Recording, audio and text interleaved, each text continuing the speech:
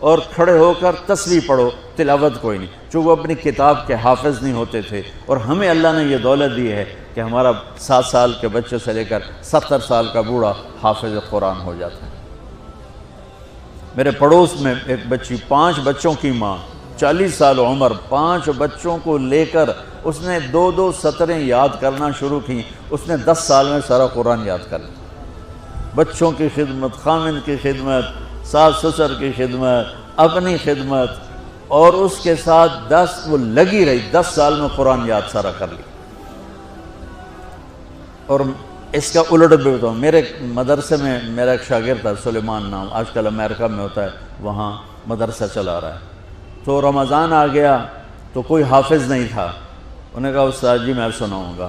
صبح بیٹھتا اور شام تک 1 سپارہ یاد کرتا اور عشاء میں تراویح میں سنا دیتا۔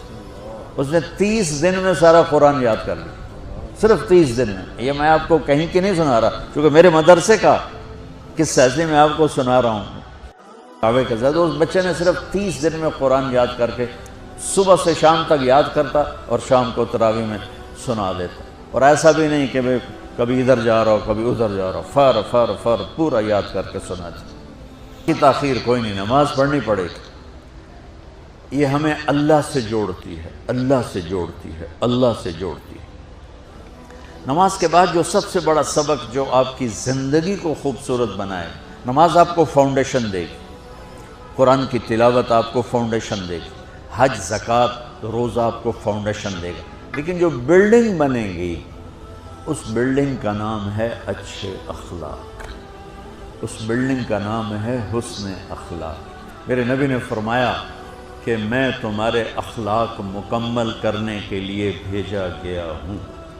اور کسی بھی مرد عورت کا جو ایک میک اپ نہیں ہوتا، میک اپ کرتے ہیں، میک اپ کی مراد صرف نہیں کہ سرخی پاؤڈر تھاپ لاؤ، کہ ہم نہاتے ہیں یہ بھی میک اپ ہے، ہم کپڑے بدلتے ہیں یہ بھی میک اپ ہے، ہم جمعہ کی تیاری کرتے ہیں یہ بھی میک اپ ہے، اور آگے لڑکی عورت کو زیب و زینت کی اجازت ہے تو تھوڑا سا اور آگے کر لیتی ہے، یہ سارا میک اپ ہے۔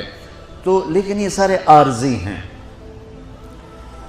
وہ میک اپ جو آپ کو اتنا حسین بنائے کہ لوگ آپ پہ فدا ہو جائیں، وہ میک اپ جس کو پسینہ نہ لے جائے، بڑھاپا نہ لے جائے، جس کو بیماری نہ لے جائے، جس کو موت بھی نہ لے جائے، وہ میک اپ ہیں میرے آپ کے اچھے اخلاق، میرے نبی والے اخلاق۔ میرے نبی نے فرمایا انما بعثت لاتمم مکارم الاخلاق، میں بھیجا گیا ہوں تمہارے اخلاق کو مکمل کرنے کے لیے۔ اور 90% اخلاق، سب نوجوان بچے بچیاں بیٹھے ہو مجھے دیکھو، 90% اخلاق یہاں چھپے ہوئے ہیں۔ یہاں لقمان علیہ السلام جن کے نام پہ سورت آئی ہے قرآن میں، بیٹا میں چپ رہنے پہ کبھی نہیں پچھتایا، میں ہمیشہ اپنے بول پہ پچھتایا۔ جب بھی مجھے شرمندگی ہوئی اپنے بول پر ہوئی، خاموش رہنے پہ کبھی شرمندگی نہیں ہوئی۔